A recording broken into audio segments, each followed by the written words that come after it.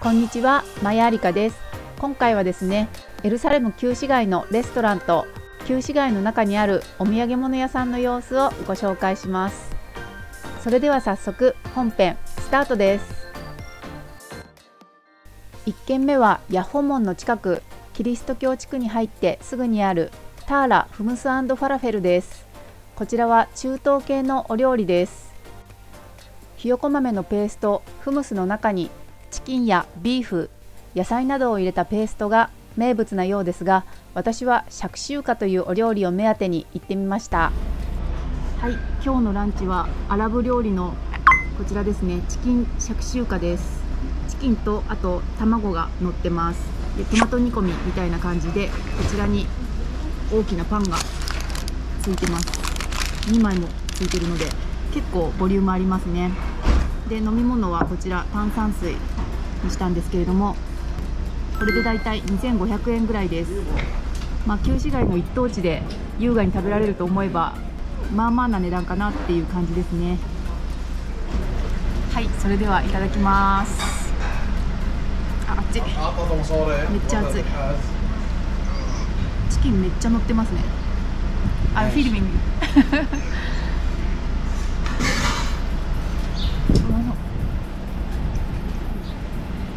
なんか辛いわけじゃないけど結構スパイシーです。謎のアラブのスパイスがいっぱい入ってそうで体に多分いいと思います。なんかチキン以外にもビーフもあったし、あとはベジタリアンみたいな感じでトマトだけっていう、トマトと卵だけみたいなのもあったんですけど、トマトと卵だけだとちょっと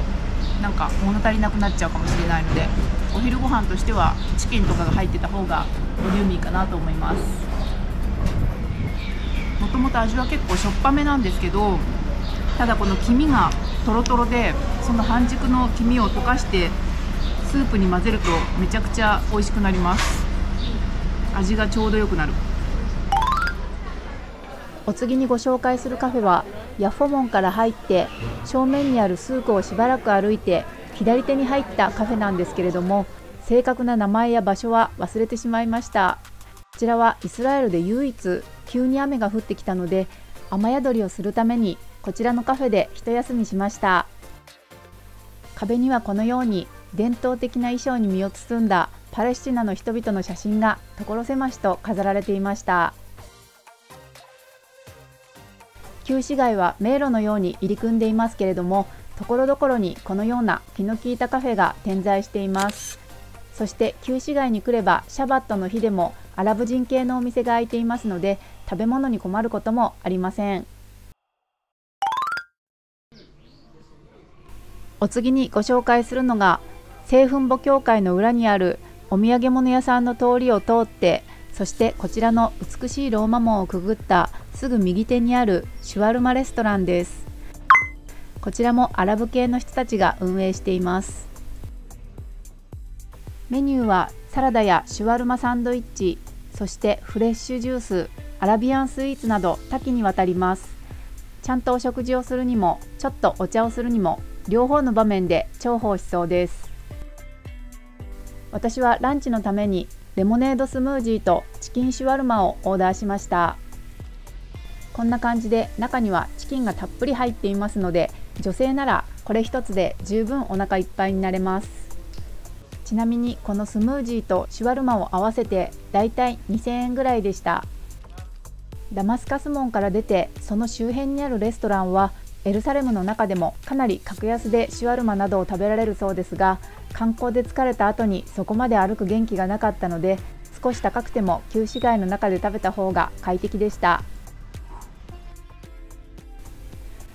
そしてさらに別の日にはランチしたレストランのさらに奥の方にあるオープンエアのいい感じのカフェを見つけました。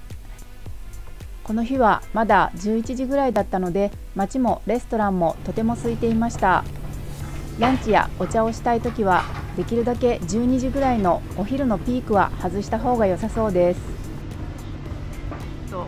朝からビアドロロッサを歩いてかなり暑くなってきたので、ここでちょっとメインチャンネル用のビデオメッセージを撮りながら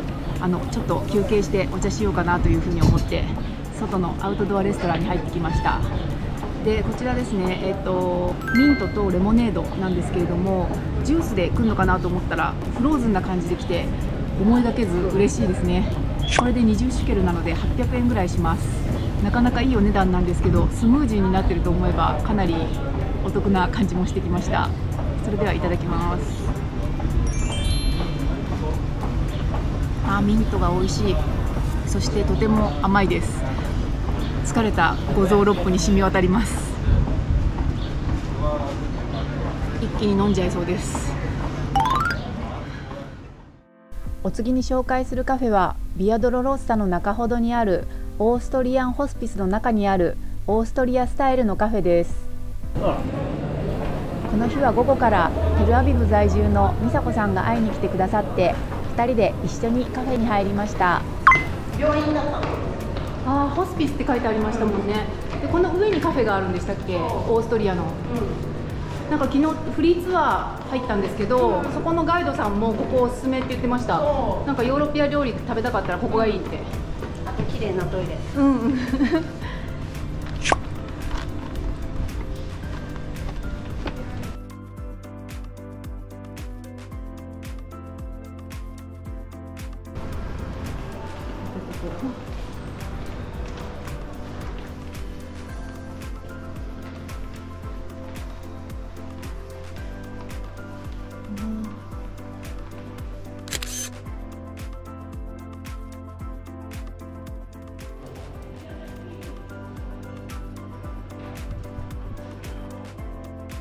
カフェ文化が盛んなオーストリアらしいケーキが並んでいます。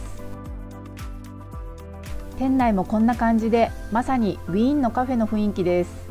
店内も良かったんですが、私たちは中庭でケーキを食べることにしました。こちらはウィーン名物のアップルシュトゥーデルとコーヒーフラペチーノです。合わせてだいたい1700円ぐらいでした。ケーキの味も本場という感じで、とてもおすすめのカフェです。美佐子さんはテルアビブ在住でジュエリーデザイナーをしています。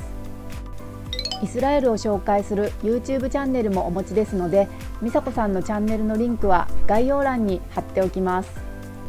この日はこのような気持ちいい中庭で、私のメインチャンネル用の対談動画を撮らせていただきました。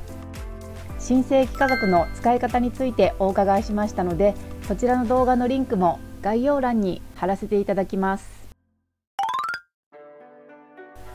お次にご紹介するのが、なんとエルサレム旧市街にある韓国料理レストランソウルハウスです。こちらはユダヤ人街にありました。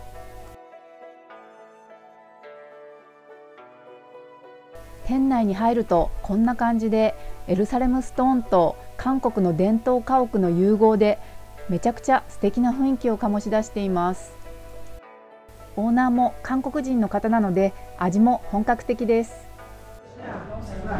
なんとこちらのメニューはコーシャーコリアンということで、ベジタリアンメニューばっかりですね。あとは魚もありますけれども、お肉はメニューの中に入っていないという、かなり珍しいコリアンレストランです。私たちはビビンバと韓国風海苔巻きを頼みました。旅の途中で久しぶりのアジア料理はとても嬉しいですよね。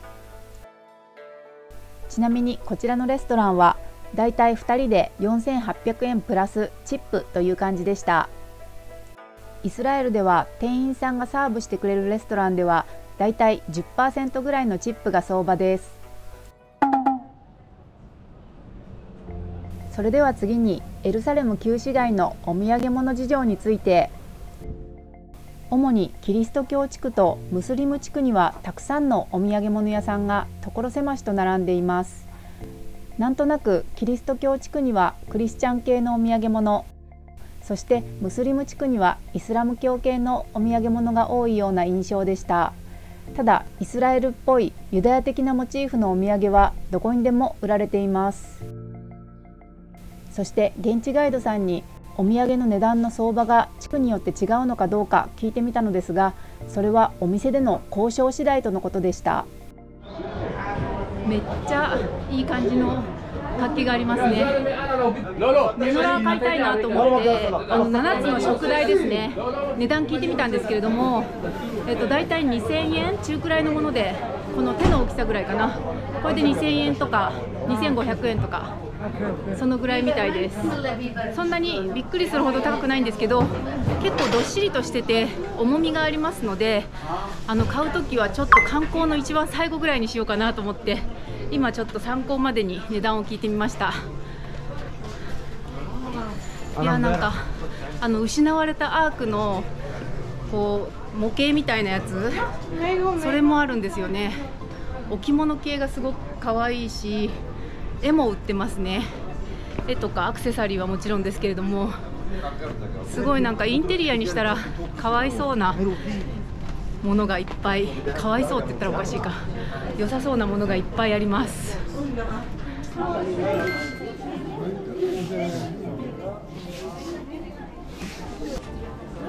ここは歯科医のお塩とかスパグッズも売ってます。なんかいろんなものを売ってるので、かなり安そうな、ちょっとドンキ的な雰囲気が漂っています。こちらも歯科医のお塩が入ったいろんな石鹸ですね。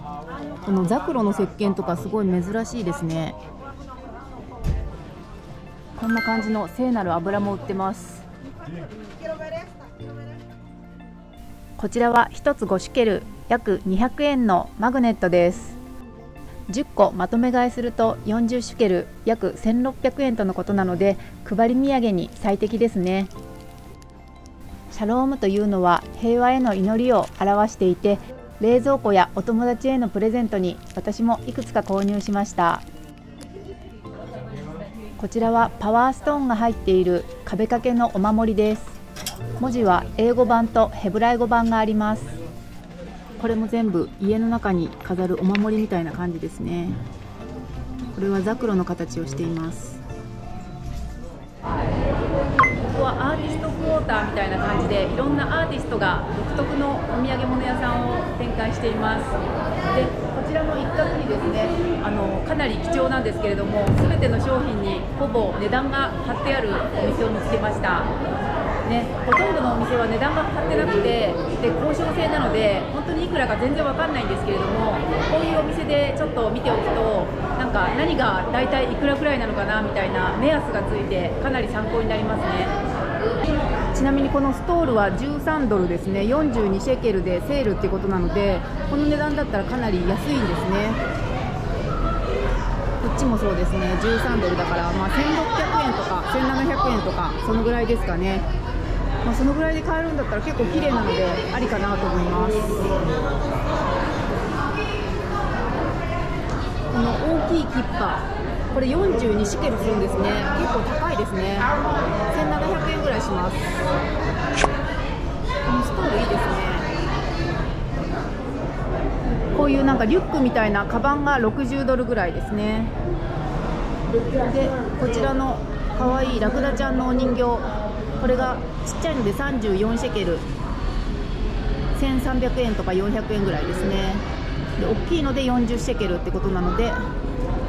こういうのは40シェケルかな。1600円、1700円ぐらいですね。結構ここのお土産は日本とあんまり変わんないような感覚ですね。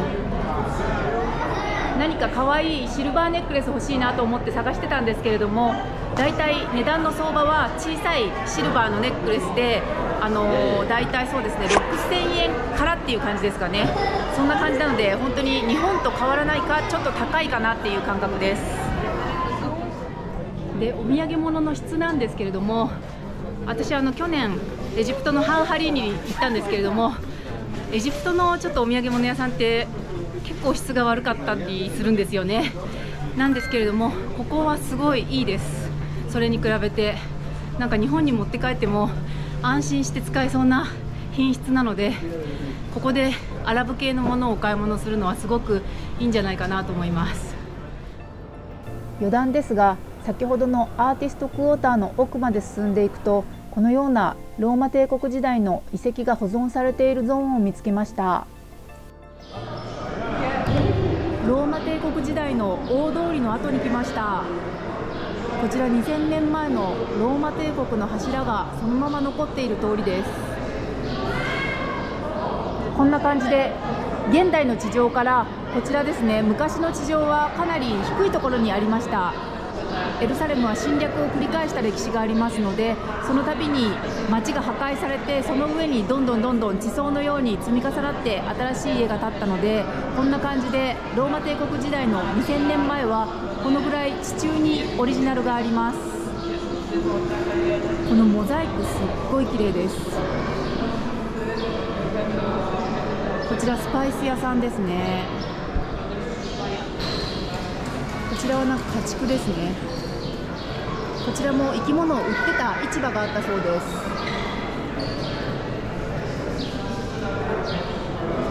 ちらは八百屋さんとかですね。果物とか売ってます。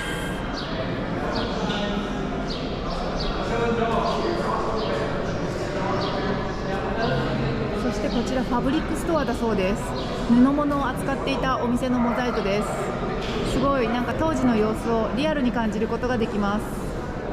こちらはガラス屋さんですね。昔からこんなに精巧なガラスを作るお店があったんですね。で、今のエルサレムの街並みはだいたい古くても500年ぐらい前に建てられたものなんだそうですけれども、時々こんな感じでですね、こっちが新しく建てられた方でこんな粗い石畳が見えることがあるんですけれども、これがオリジナルの石畳だそうです。こちらが当時の今の石柱がある場所のマーケットの様子です。両端にお店がずらーっと並んでいて、今の市場と結構似たような雰囲気ですね。すごい活気があって素晴らしいですね。それでは今回も最後までご視聴ありがとうございました。次回はパレスチナ自治区にあるイエス・キリスト生誕の地ベツレヘムの様子をお届けします。それではまた次回の Vlog でお会いしましょう。